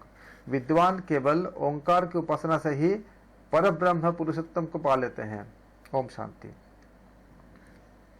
इस तरह से प्रश्न उपनिषद के कंटेंट आपका समाप्त होते हैं। मुंडका उपनिषद, इसमें ब्रह्म विद्या का उपदेश है। यह उपनिषद अथर्व वेद की शौनकी शाखा में है। यह उपनिषद क्या कहता है? मुंडका उपनिषद ब्रह्म विद्या का उपदेश है। यह उपनिषद मुंडका उपनिषद अथर्व वेद की शौनकी शाखा में है। महर्षि शौनक विद्यालय मतलब गुरुकुल के अधिष्ठाता थे। महाशाल क्या है? बहुत बड़ा। ब्रह्म विद्या क्या है? कौन लिया इसमें? महर्षि अंगिरा। दो विद्या क्या है? अपरा विद्या और पराविद्या। यह ऋग्वेद, यजुर्वेद, शिक्षा, कल्प, व्याकरण, जिससे अविनाशी परब्रह्म तत्व से सामवेद, अथर्ववेद, निरुक्त, छंद, ज्योतिष जाना जाता है, वह क्या है? वह आपका पराविद्या है। मुंडक शब्द का तात्पर्य क्या होता है? मन का मुंडन कर अविद्या से मुक्त करने के वाला ज्ञान। मन का मुंडन कर अविद्या से मुक्त करने वाला ज्ञान, यह शब्द का अर्थ होता है। सृष्टि की उत्पत्ति, जिस प्रकार प्रज्वलित अग्नि में से उसी के समान रूप वाली हजारों चिंगारियां नाना प्रकार से प्रकट होती है, उसी प्रकार अविनाशी ब्रह्म से नाना प्रकार के भाव उत्पन्न होते हैं। ब्रह्म, परमेश्वर, अग्नि उत्पन्न होते हैं। मुंडका उपनिषद में ब्रह्म के स्वरूप को वर्णन करते हुए क्या कहा गया है? ये कहा गया कि ब्रह्म की मूर्धा यानी मस्तक क्या है? अग्नि है। ब्रह्म नेत्र चंद्रमा और सूर्य, ब्रह्म स्रोत सभी दिशाएं, ब्रह्म वाक विस्तृत वेद वाणी व आकाश, ब्रह्म प्राण वायु, ब्रह्म हृदय जगत, ब्रह्म दोनों पैर पृथ्वी। दोनों पैर क्या है? ब्रह्म के पृथ्वी है। मुंडका उपनिषद के अनुसार परमेश्वर ब्रह्म ही समस्त प्राणियों की अंतरात्मा है। मुंडका उपनिषद के अनुसार मनुष्य शरीर में 7 प्राण होते हैं। 7 प्राण मुंडको उपनिषद के अनुसार 2 नेत्र, 2 कर्ण, 2 घ्राण नासिका और 1 जिह्वा और 1 जिह्वा में स्थित होते हैं। ये 7 आपका जो है इसमें वो होते हैं, मतलब द्वार भी कर सकते हैं उसको, कि आपका जो द्वार कहाँ से आपका जो रास्ते होते हैं, किसी किसी जगह पे अलग अलग नाम दिया गया इसमें, कि यहाँ से आपका आप जानते हो कि जो योगियों के जो प्राण होते हैं वो आपका जो ब्रह्मरंध्र से निकलते हैं, और ये द्वार होते हैं। इन द्वार से हमें जब एक साधारण मनुष्य का जब प्राण निकलती है, इनमें से निकल सकती है किसी जगह से, किसी का आंखें खुली रहती है, इस तरह से निकलती है। मुंडको उपनिषद के अनुसार यज्ञ की अग्नि निम्न 7 प्रकार की होती है: काली, कराली, मनोजवा, सुधर्मवर्ण, स्फुलिंगिनी, विश्वरुचि और सुलोहिता। इनमें से प्रश्न पूछे गए हैं कि नाम के आधार पे काली, कराली, मनोजवा, सुधर्मवर्ण, स्फुलिंगिनी, विश्वरूपा और सुलोहिता। मुंडको उपनिषद में ब्रह्म विद्या। मुंडको उपनिषद के अनुसार जिसने वेदांत शास्त्र के विज्ञान द्वारा परमात्मा को निश्चय पूर्वक जान लिया है तथा संन्यास योग से कर्मफल और आसक्ति के त्याग रूप योग से जिनका अंतःकरण शुद्ध हो गया है, वे मरण काल में ब्रह्मलोक को जाते हैं और परम अमृत स्वरूप होकर मुक्त हो जाते हैं। वीतरागी विशुद्ध अंतःकरण वाले ऋषि लोग परमात्मा को प्राप्त होकर ज्ञान से तृप्त यानी ज्ञान तृप्ता परम शांत प्रशांता होकर सर्वरूप परमात्मा में प्रविष्ट हो जाते हैं। ब्रह्म ध्यान का लक्ष्य। ब्रह्मलोक में परम आत्मस्वरूप होकर सर्वथा मुक्त हो जाते हैं। यह अमृत स्वरूप परब्रह्म ही सामने है, ब्रह्म ही पीछे है, ब्रह्म ही दाएं है और दाएं और तथा बाएं भी और क्या ब्रह्म ही है। ऊपर नीचे की ओर तथा ऊपर की ओर भी सब तरह को फैले हुए हैं। यह संपूर्ण जगत, यह सर्वश्रेष्ठ ब्रह्म ही है। ब्रह्म की प्राप्ति। ओमकार, धनुष, अविनाशी ब्रह्म और आपका उपनिषद क्या है, आपका धनुष है। आपका ओंकार हमें बताया कि अंतरात्मा जो है बाण की तरह काम करता है, और सत्य की महत्ता क्या होती है, लक्ष्य भेद होती है। यहाँ जो बताया था सत्यमेव जयति नान्यत्यं, मतलब सत्य ही विजयी होता है, झूठ नहीं। सत्यमेव जयते यहाँ आपको मिलती है। अगर ये आता है कि इसमें किस उपनिषद में, तो मुख्यतः आपका जो है, और भी कई जगह मिलते हैं इसका वर्णन, लेकिन मुख्यतः क्या आपका मुंडको उपनिषद में मिलते हैं। कर्म, स्वार्थ युक्त कर्मों की निरर्थकता। सकाम कर्म, नीची श्रेणी का क्रम जो होती है, सकाम कर्म में नीची श्रेणी का क्रम उपासना रहित होता है। अज्ञानी इस मार्ग को श्रेय मार्ग जानकर इसकी प्रशंसा करते हैं और बारंबार वृद्धावस्था व मृत्यु को प्राप्त करते हैं। अविद्या के भीतर बार बार कष्ट सहन करते हुए भटकते रहते हैं, जैसे अंधेरे के द्वारा ही चलाए जाने वाले अंधे भटकते रहते हैं। जैसे अंधेरे के द्वारा ही चलाए जाने वाले अंधे भटकते रहते हैं। उपासना रहित सकाम कर्मों को करते हुए हम कृतार्थ हो गए हैं, ऐसा अभिमान करने वाले, सकाम कर्म करने वाले विषयों की आसक्ति के कारण कल्याण के मार्ग को जान नहीं पाते। इस कारण बारंबार दुख से आतुर होते हैं और पुण्य उपार्जित लोगों से हटाए जाकर नीचे गिरते हैं, क्योंकि वो सारे जिन लोग जो है एक समय के बाद पाप समाप्त हो जाती है और फिर हमें अपने इस जन्म मरण के चक्र में फिर से हमें फंसने पड़ते हैं। अर्थात आत्मा न तो वाणियों से मिलता है, न ही तर्क से मिलता है। जिसको यह आत्मा परमात्मा स्वयं वर्ण लेता है, स्वयं साक्षात्कार कराते हैं, वही इसे प्राप्त करता है। उसके सामने आत्मा स्वयं प्रकट हो जाते हैं। तप और गुरु भक्ति। तब वन में रहकर शांत स्वभाव के विद्वान होकर भिक्षा के लिए ही विचरना, संयम रूपी तप तथा श्रद्धा का सेवन करना है, जिससे रजोगुण रहित हो जाते हैं तथा सूर्य के मार्ग से वहां चले जाते हैं, जहां पर वह जन्म मृत्यु से रहित अव्यक्त अविनाशी परम पुरुष रहता है। सत्य भाषण से, तप से और ब्रह्मचर्य पूर्वक यथार्थ ज्ञान।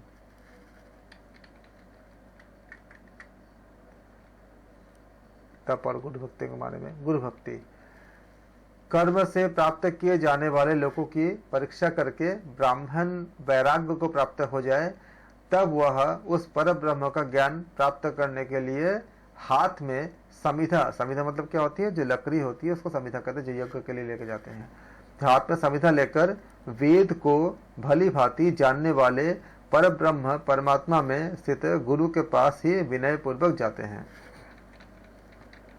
विनय पूर्वक जाए, क्योंकि ये किए जाने वाले कर्मों से परमेश्वर नहीं मिल सकता। अतः ब्रह्म की प्राप्ति के लिए गुरु की शरण ही एकमात्र रास्ता है, एकमात्र मार्ग है। गुरु वह ज्ञानी महात्मा शरण में आए, पूर्णतया शांत चित्त वाले शम दमादि साधन युक्त उस शिष्य को उस ब्रह्म विद्या का तत्व भली भांति उपदेश करे, जिससे वह शिष्य परम पुरुष को जान ले।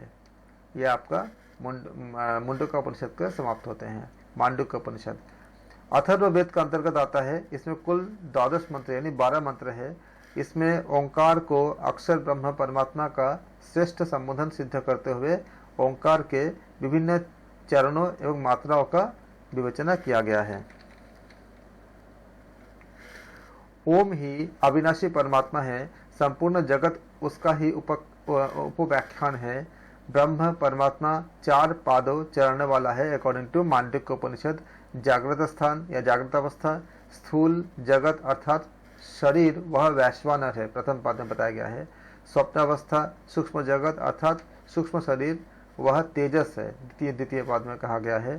सुषुप्त स्थान, सुषुप्त प्रलय अवस्था का जगत अर्थात कारण शरीर में वह प्राज्ञ है, वह तृतीय पाद में यह बताया गया है। सर्वथा शांत कल्याणमय अद्वितीय तत्व, इसको कहते तुरीय अवस्था, तुरीय चतुर्थ पाद में है, एकमात्र आत्मसत्ता की प्रतीति होती है। चेतन की अवस्था मांडुक्य उपनिषद के अनुसार जागृत वैश्वानर, स्वप्न तेजस, सुषुप्ति प्राज्ञ, तुरीय अद्वैत, शांत शिवम, ओमकार ओम ओम। प्रथम मात्रा आकार आदि तत्व क्या है, स्थूल वैश्वानर संपूर्ण भोगों को प्राप्त कर लेता है।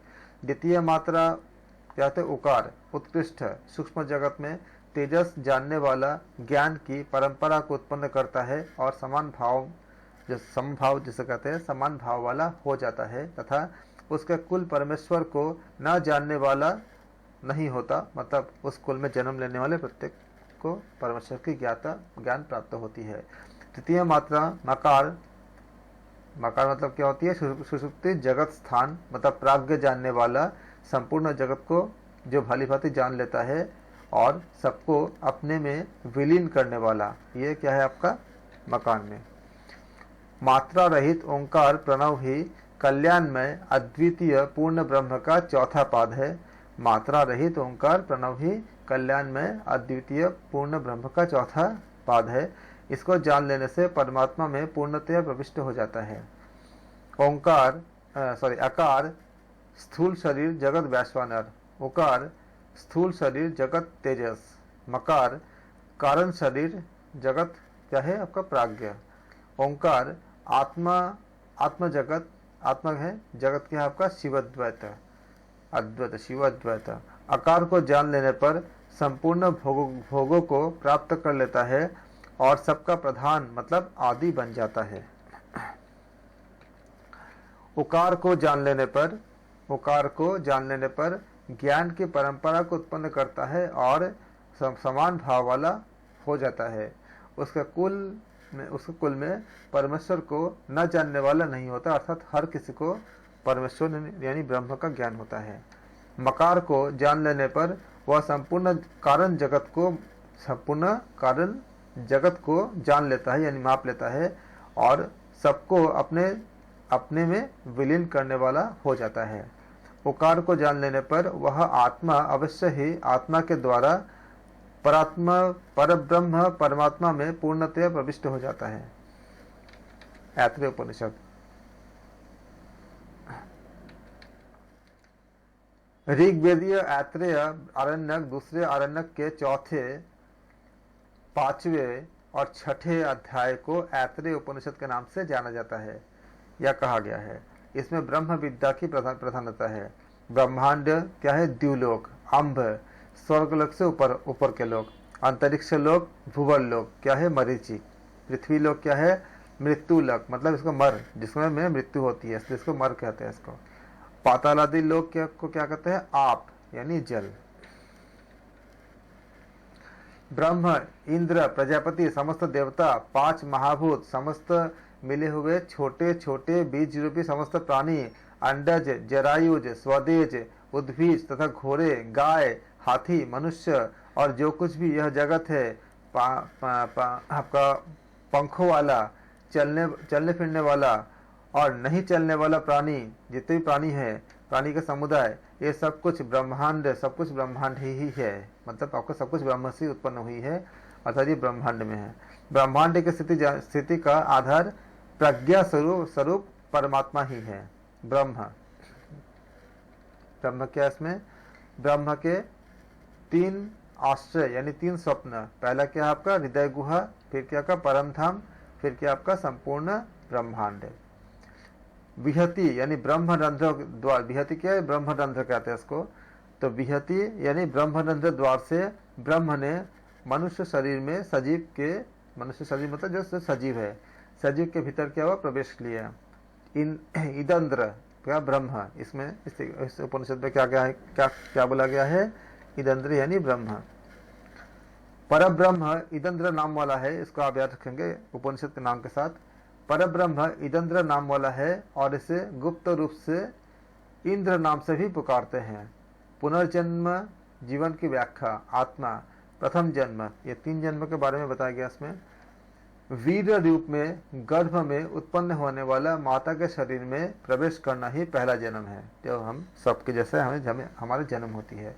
दूसरा जन्म, जीव का गर्भ से बाहर आकर बालक के रूप में उत्पन्न होना क्या है? आपका दूसरा जन्म है। तीसरा जन्म, तृतीय जन्म, आयु पूरी होने पर मरकर यहाँ से जाकर पुनः उत्पन्न हो जाना, वह तीसरा जन्म कहलाता है। अर्थात एक जो साइकिल है, और इसमें आपने पढ़ा है कि हमने जब उपनिषद किया था हमने कि पुत्र के द्वारा जब पिता की मृत्यु होती है तो जो अनुष्ठान की जाती है, जो चिता में आहुति दी जाती है, इसके बारे में हमने विस्तार से पढ़ा हमने। आत्मा, जीवात्मा, परमात्मा, जन्म जन्मांतर के परंपरा पूरी करने वाला जो हृदय गुहा में निवास करता है, वह क्या करता है? और परमात्मा में जा सकता है। परमात्मा क्या होते हैं? परम पुरुष जो अपने परम धाम और संपूर्ण ब्रह्मांड में रहते हैं, जो कुछ ज्ञान स्वरूप है, सब कुछ वह सब जो कुछ भी ज्ञान स्वरूप है, सब क्या है? परमात्मा ही है। परमात्मा के सत्ता के बोधक के लक्षण। हृदय परमात्मा की सत्ता के बोधक लक्षण। हृदय, मन, सम्यक ज्ञान शक्ति, आज्ञा देने की शक्ति, विभिन्न रूप में जानने की शक्ति, तत्काल जानने की शक्ति, मेधा शक्ति और देखने की शक्ति, धैर्य, बुद्धि, मनन शक्ति, स्मरण शक्ति, संकल्प शक्ति, मनोरथ शक्ति, वेग, कामना शक्ति, स्त्री संसर्ग की अभिलाषा यानी वश, ये सब स्वच्छ ज्ञान स्वरूप परमात्मा के लक्षण हैं। परमात्मा, प्रज्ञा नेत्रम, परमात्मा की शक्ति पाकर। प्रज्ञा नेत्र, परमात्मा से ही ज्ञान शक्ति से युक्त।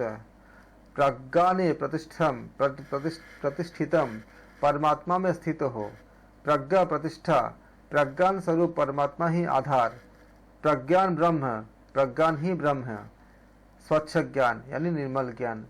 प्रज्ञेन आत्मना अमृत समभवत, प्रज्ञान स्वरूप परमात्मा को जानकर अमर हो गया। ये आपका ऐतरेय उपनिषद हमने समाप्त किया। 8वां है तैत्तिरीय उपनिषद। तैत्तिरीय उपनिषद कृष्ण यजुर्वेद शाखा के अंतर्गत तैत्रीय आरण्यक का क्या है, यह पार्ट है यानी अंग है। तैत्रीय आरण्यक 10 अध्याय में से 7वां, 8वां, 9वां अध्याय, तैत्रीय आरण्यक के 10 अध्याय में से 7वां, 8वां, 9वां अध्याय क्या है आपका, तैत्रीय उपनिषद है। तैत्रीय उपनिषद में क्या है आपका, शिक्षावल्ली, आनंदवल्ली और भृगुवल्ली। शिक्षावल्ली में क्या है, इसमें लोक शिक्षा का वर्णन है। क्या है इसमें, लोक शिक्षा का वर्णन है शिक्षावल्ली में। लोक विषयक संहिता, ज्योतिर्विषयक संहिता, विद्या विषयक संहिता, प्रजा विषयक संहिता, आत्म विषयक संहिता, यह क्या है आपका 5 महासंहिताएं हैं जो आपका एग्जाम में अगर आते हैं कि शिक्षावल्ली में कितने महासंहिताएं हैं, आप बोलोगे 5 महासंहिताएं हैं। क्या क्या है, लोक विषयक संहिता, ज्योतिर्विषयक संहिता, विद्या विषयक संहिता, प्रजा विषयक संहिता और आत्म विषयक संहिता। क्या क्या बोलोगे, लोक विषयक संहिता, ज्योतिर्विषयक संहिता, विद्या विषयक संहिता, प्रजा विषयक संहिता और आत्म विषयक संहिता। शिक्षावल्ली में आपका क्या वर्णन है, इसमें लोक शिक्षा का वर्णन है। 5 क्या आपका महासंहिताएं हैं। क्या क्या आपका, लोक विषयक संहिता, ज्योतिर्विषयक संहिता, विद्या विषयक संहिता, प्रजा विषयक संहिता और आत्म विषयक संहिता। इसमें हम देखते हैं कि वल्ली एक, अनुभाग एक, और अगर हम इसमें तैत्रीय के बारे में देखते हैं इसमें तो सत्य बोलो, धर्म का आचरण करो, स्वाध्याय में प्रमाद मत ना करो, मतलब स्वाध्याय करो अच्छे से। फिर आती है आपका ब्रह्मावल्ली, ब्रह्मानंदवल्ली। ब्रह्मानंदवल्ली में क्या है आपका, इसमें ब्रह्म एवं उनके आनंद का वर्णन है। सत्यं ज्ञान मनंत ब्रह्मवल्ली। आप देखिए इसमें वल्ली क्या है आपका, वल्ली 2 में आपका अर्थात ब्रह्म सत्य ज्ञान स्वरूप का अनंत है। परमात्मा उत्पन्न आकाश तत्व, वायु, अग्नि, वायु, पृथ्वी क्या है आपका, औषधमय औषधियाँ, अन्न और पुरुष, पुरुष क्या आपका मनुष्य शरीर है। मनुष्य शरीर निश्चय ही अन्न रसमय है, इसके भीतर प्राणमय शरीर है। और हमने कोषों के बारे में हमने अध्ययन ऑलरेडी कर चुके थे। अन्नमय कोष में मतलब अन्न में क्या होती है आपका, प्राणी प्रजा उत्पन्न होती है, अन्न से ही जीते हैं, अन्न ही सारे औषधि है और अन्न में ही विलीन हो जाते हैं। पंचकोश में अन्न क्या है, अन्नमय कोष जो मनुष्य शरीर है। प्राण क्या है आपका, प्राणमय कोष मतलब मनुष्य की आयु है। मनोमय कोष क्या होती है आपका, मनुष्य की आत्मा, वेदों का ज्ञान। विज्ञानमय कोष में क्या होती है, परमात्मा। इसमें क्या क्या आती है, श्रद्धा, ज्ञान और सत्य की उपासना करना। आनंदमय कोष में क्या होती है, ब्रह्म यानी ब्रह्म का आनंद पाना। अन्न की ब्रह्म भाव से उपासना करने पर क्या होती है, समस्त अन्न को प्राप्त होती है। अन्न की ब्रह्म भाव से, इसलिए जब भी हम जानते हैं कि जब भी हम खाना आहार करते हैं, भोजन करते हैं, तो हम क्या करते हैं, पहले समर्पित करते हैं प्रभु को। इसके बहुत बड़ी वैज्ञानिक कारण है कि वो फिर उसी भाव से वो आपका जो वाइब्रेशन है वो उसी के अकॉर्डिंग हो जाती है जो आपके शरीर के अंदर जाती है। इसी का जब हम प्रसाद लेते हैं प्रभु की किसी पूजा पाठ और जो उपासना करने के बाद, तो उस प्रसाद में इतनी ज़्यादा ऊर्जा इसीलिए आती है क्योंकि उस जिस भी मतलब प्रभु की हम उपासना किए हैं उनकी ऊर्जा उसमें आ जाती है, इसलिए हमें प्रसाद इतनी ज़्यादा अच्छे लगते हैं। तो प्राण की ब्रह्म भाव से उपासना करने पर क्या होती है, आपका समस्त आयु की प्राप्ति होती है। अन्नमय शरीर अन्न से पुष्ट होती है, प्राणमय शरीर प्राण से पुष्ट होती है। इसलिए आपसे मैं बार बार बोलता हूँ प्राणायाम करो, लेकिन इस समय अनुलोम विलोम मत करना, क्योंकि बहुत ज़्यादा अगर पॉल्यूशन बहुत ज़्यादा बाहर है तो उस समय नहीं करना चाहिए, ताकि आपका हाथ आपके वायु शुद्ध हो तभी करना चाहिए।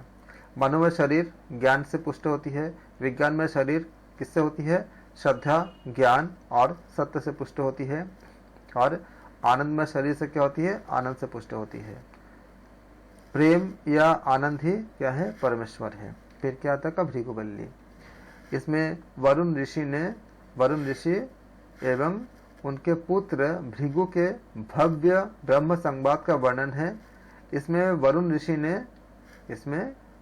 ऋषि ने भृगु को ब्रह्म विद्या का उपदेश दिए हैं।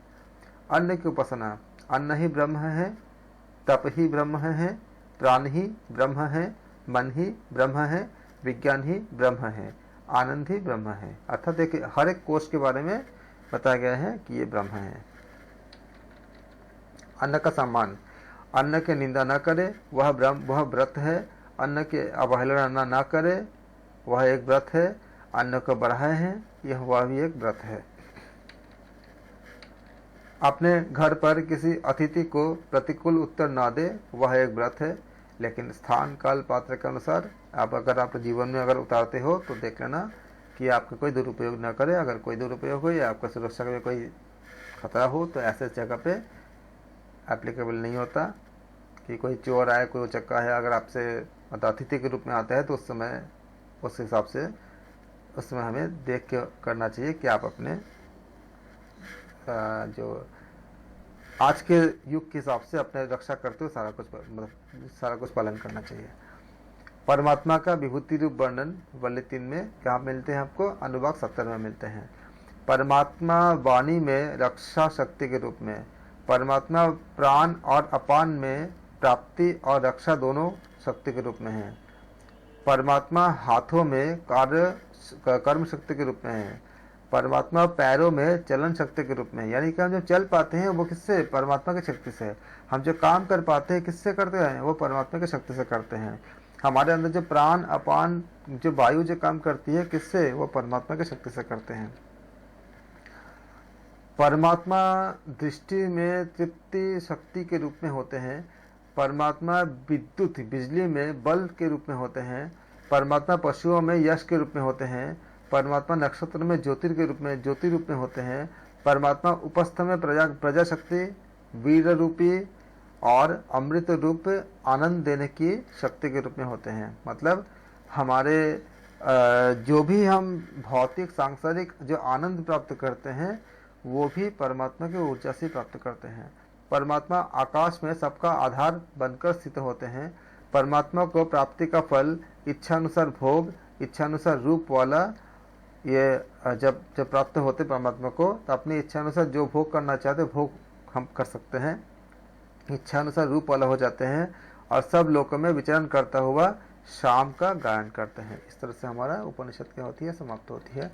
छांदोग्य उपनिषद का जो पाठ आपको पढ़नी है, पूरा नहीं पढ़नी है, इसमें आपको सामवेद की तलवकार शाखा के अंतर्गत छांदोग्य ब्राह्मण अंश का ये छांदोग्य उपनिषद हम किसको कहते हैं। इस ब्राह्मण में 10 अध्याय हैं। उनमें 2 अंतिम अध्याय 8 और 8वां अध्याय उपनिषद के रूप में लिए गए हैं। नाम के अनुरूप इस उपनिषद में आधार छंद है, तभी इसका नाम छांदोग्य दिया गया है। छंद का अर्थ क्या होती है? आच्छादित करने वाला होता है। साहित्यिक पद्य की रचना होती है। ओम की उपासना बृहस्पति या अंगिरा ऋषि ने मुख्य प्राण रूप में ओंकार की उपासना की, इसलिए प्राण को बृहस्पति भी कहा जाता है। अकॉर्डिंग टू छांदोग्य उपनिषद प्राण वाक्य का स्वामी है, प्राण वाक्य का स्वामी है। ओंकार की आधि दैविक उपासना, तप शील आदित्य के रूप में उद्गीत की उपासना करनी चाहिए। उद्गीत ही ओंकार है और ये प्रश्न में पूछे गए हैं कई बार। प्राण क्या है? सूर्य है। मनुष्य बोलता है तो प्राण और अपान की क्रिया नहीं करता। जिस समय हम जब अपने वाणी से बोलते हैं तब प्राण और अपान की क्रिया नहीं करता। व्यान ही वाणी है। ओम अक्षर ही उद्गीत है। ये प्रश्न पूछे गया कि उद्गीत क्या है? उद्गीत क्या है आपको? ओम अक्षर ही उद्गीत है।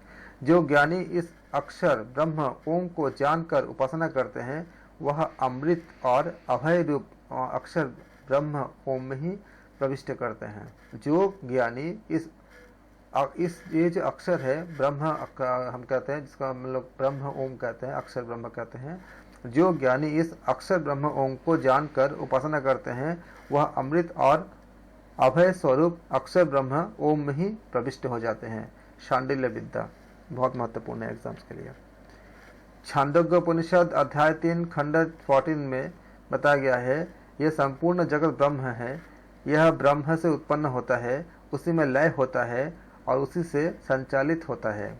इस लोक में पुरुष जैसे संकल्प धारण करता है वैसा ही मरने के बाद होता है। अतः पुरुष को सत्संकल्प करना चाहिए। यह बात भगवत गीता में भी बताए गए हैं कि जिस मृत्यु के समय जिसके जो भी मतलब आपका जो मन में जो विचार होता है अगले जन्म में वो ऐसा ही बनता है। इसलिए बार बार कहा जाता है कि हर जगह पे ब्रह्म को देखो, ताकि मृत्यु के समय भी आपके कुछ भी देखोगे खाली आपको ब्रह्म ही दिखाएगा। तो क्या होगा, मृत्यु के बाद आप ब्रह्म में ही विलीन हो जाओगे, उसके बाद आप फिर जन्म नहीं लेना पड़ेंगे। लेकिन ये एक दिन में नहीं होता, हर बार अभी से अगर लगातार प्रयास करते रहेंगे, आपके आसपास जो भी दिखता हो, चाहे लिविंग हो नॉन लिविंग हो कुछ भी हो, अपना हो पराया हो, कुछ भी, हर जगह खाली ब्रह्म देखो, तो एक तो जीवन बहुत आसान हो जाती है और अंतिम समय में हमें ब्रह्म ही सब दिखेंगे, चाहे आपके सामने कोई भी खड़ा हो। आपको आपके मन में कोई भी विचार आएगा ब्रह्म ही। इसलिए अतः पुरुष को सत्संकल्प करना चाहिए। ये बातें इसमें तो नहीं लिखा है, तो मैंने अपनी तरफ से बताया कि अगर आप हर चीज़ में ब्रह्म को देखोगे, लेकिन क्यों देखोगे इसका कारण है कि इससे हमारे जो आत्मा का जो जन्म मरण का जो चक्र है कि ब्रह्म में विलीन हो जाने के लिए बार बार जन्म लेता है, वो अंत हो जाएगी अगर हमने ब्रह्म को स्मरण कर पाए तो। लेकिन वो तभी होता है जब जीवन भर उसको अभ्यास करते हैं। तो यह आत्मा हृदय गुहा में स्थित होते हैं। अकॉर्डिंग टू आपका शांडिल्य विद्या में क्या बताया गया है, छांदोग्य उपनिषद में, यह आत्मा हृदय गुहा में स्थित होते हैं, यह आत्मा हृदय गुहा में स्थित होते हैं, यह आत्मा हृदय गुहा में स्थित होते हैं। अकॉर्डिंग टू छांदोग्य उपनिषद। परमात्मा मनोमय शरीर वाला प्राण स्वरूप है। शरीर छोड़कर हम इसी ब्रह्म को प्राप्त होंगे, ऐसा जिसका निश्चय है वह निश्चय ही ब्रह्म तत्व को प्राप्त कर लेता है। शरीर छोड़कर हम इसी ब्रह्म को प्राप्त होंगे, ऐसा जिसका निश्चय है वह निश्चय ही ब्रह्म तत्व को प्राप्त कर लेता है, ऐसा शांडिल्य का कथन है। इस तरह से आपका छांदोग्य उपनिषद का वो पाठ समाप्त होती है, जो हमारे एग्जाम्स के लिए बहुत आवश्यकता है। बृहदारण्यक उपनिषद शुक्ल यजुर्वेद के कान्व शाखा के वाजसनीय ब्राह्मण और शतपथ ब्राह्मण के अंतर्गत यह उपनिषद है। इसको आप लिख लीजिएगा। ये इसमें 6 अध्याय है। बृहद प्लस आरण्यक। बृहद का मतलब क्या, बड़ा हो जाता है, बड़ा कहते हैं मतलब बहुत जो बड़े होते हैं। आरण्यक का मतलब क्या, वन होते हैं।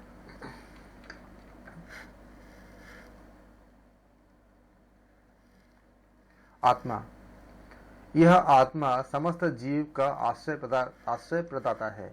यह आत्मा समस्त जीव का आश्रय प्रदाता है। आत्मा सभी जीवों का लोक है। आत्मा हवन यज्ञ करने से देवताओं का लोक आश्रय दाता होता है। आत्मा हवन यज्ञ करने से देवता का लोक आश्रय दाता होता है। इसलिए हम बोलते थे कि जब भी आपके घर में कुछ आपका अनुष्ठान हो, जैसे बर्थडे हो गया या मैरिज एनिवर्सरी हो गया या ऐसा कुछ होता है, तो जैसे हम लोग पार्टी करते हैं, पार्टी करने का जो आपका जो प्रचलन है, उसके जगह पे आज से एक संकल्प लीजिए कि जो पार्टी करने का जो प्रचलन है, उसके जगह पे आप एक हवन करने का प्रचलन बनाएंगे, एक यज्ञ का प्रचलन बनाएंगे।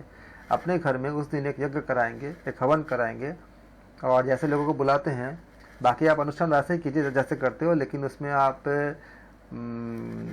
जो मनाने का जो हमारी जो विधि है, जो हमारे शास्त्र में जो बताए गए हैं, उसमें आप खीर का उपयोग करेंगे। खीर आपको बहुत तरह से, जो हम पायस कहते हैं, केक के जगह पे अगर खीर का उपयोग करेंगे तो खीर आपको बहुत तरह से आपको शरीर मन को आपको एक ऊर्जा देता है। और साथ ही साथ आप उस समय कुछ पाने के बजाय कुछ देने का कोशिश कीजिए बच्चों के द्वारा, या जिसका आप याद करते हो उसके द्वारा, कि आप किसी नीडी को थोड़ा सा हेल्प कीजिए। तो उससे क्या होता है कि आपका अंदर की चीज़ें ऐसे बनेंगे कि एक नई चीज़ें आपको उत्पन्न हो जाएंगी। आपका जो अगर हम देने के लिए कोशिश करते हैं, कुछ भी दे सकते हैं, किसी भूखे को थोड़ा खाना खिला दिए, या किसी ज़रूरतमंद को जैसे भी हेल्प हो सके ऐसा कर दिया, तो एक बहुत सात्विकता फील होता है। और वो सात्विकता पूरे साल तक चलती है, क्योंकि बर्थडे या इत्यादि ऐसे जो दिन होते हैं उसको हम हमेशा याद करते हैं और उसकी एनर्जी को हम रिकॉल करते हैं। इसलिए ऐसे करेंगे तो बहुत से समस्याएं खत्म हो जाएगी और एक बहुत अच्छी प्रवृत्ति उत्पन्न होगी। जो हमारे घर में भी ऐसे होते थे, हमें पता ही नहीं होता था कि बाकी चीज़ें कैसे बनाते हैं। हमें यही पता होता था कि उस दिन हमें इस तरह से हमें खीर मिलेंगे और अच्छे फल मिलेंगे और यज्ञ होगा और हवन होगा, और उस यज्ञ हवन से इतनी पवित्रता आती है। और विज्ञान कहता है कि आपके घर के आसपास जितने बैक्टीरिया होते हैं तो सबके सब मर जाते हैं, और करीब करीब उसका इफेक्ट 15 दिन से 1 महीने तक आपका रह सकता है, मतलब एक्टिविटी दोबारा मतलब उसमें नहीं चिपक पाएगा। इसलिए हर महीने एक बार हवन अवश्य करना चाहिए इसको। इसी को इसमें भी बताया गया है कि आत्मा हवन यज्ञ करने से देवता का लोक आश्रयदाता होता है। आत्मा स्वाध्याय करने से ऋषियों का लोक आश्रयदाता होता है। आत्मा संतान उत्पादक तथा पिंड दान करने से पितरों का लोक का आश्रयदाता होता है। आत्मा मनुष्य को आश्रय स्थल और भोज्य पदार्थ देने से मनुष्य का लोक मतलब मनुष्य लोक का आश्रयदाता होता है। अगर आपने किसी को मदद किया, सही इंसान को स्थान काल पात्र का विवेचना करते, बार बार बताता हूँ, किसी को भी नहीं देना है। अगर सही इंसान मिलते हैं जो एक्चुअली नीडी है, जो ईमानदार है, उसको अगर आप हेल्प करते हो, जो भगवद गीता में कहा गया कि इसको सात्विक दान कहते हैं, सही पात्र का विवेचना करके, किसी को भी नहीं, किसी मतलब गलत इंसान को नहीं, सही जो पात्र होते हैं उनको देने से आत्मा मनुष्य का आश्रय स्थल और भोज्य पदार्थ देने से मनुष्य लोक का क्या होता है, आश्रयदाता होता है। मनुष्य लोक पुत्र के द्वारा पितृलोक कर्म से देवलोक उत्कृष्ट विद्या द्वारा जीता जा सकता है। मनुष्य लोक पुत्र के द्वारा पितृलोक कर्म से देवलोक उत्कृष्ट विद्या से जीता जा सकता है, अकॉर्डिंग टू बृहदारण्यक उपनिषद।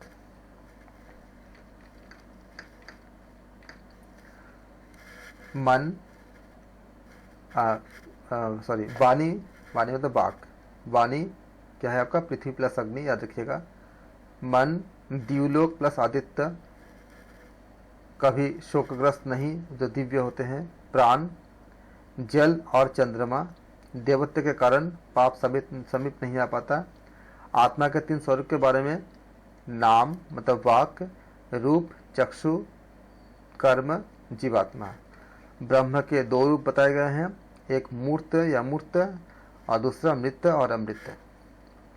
मृत्यु विद्या के प्रतिपादक स्वयं ब्रह्म है, अर्थात स्वयं ब्रह्म है, यो ईश्वर है। मधु विद्या के इसमें मधु विद्या का नाम बताए गए हैं, तो मधु विद्या के प्रतिपादक स्वयं ब्रह्म है और ईश्वर है। इसको आप लोग याद करेंगे।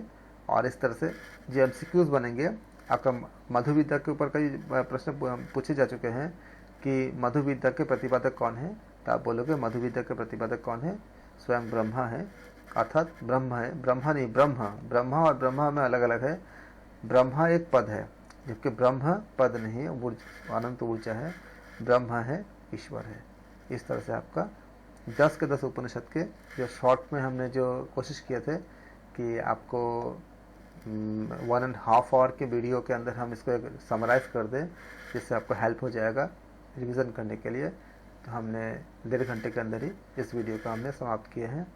Thank you so much. इससे संबंधित कोई भी क्वेरीज हो, कोई भी डाउट हो, कोई भी क्वेश्चन हो, आप चैनल में कमेंट कर सकते हैं या हमसे कॉन्टैक्ट कर सकते हैं। हम इसको सारे आंसर देंगे जो आपके क्वेश्चन होंगे, जो आपके क्वेरीज होंगे। धन्यवाद।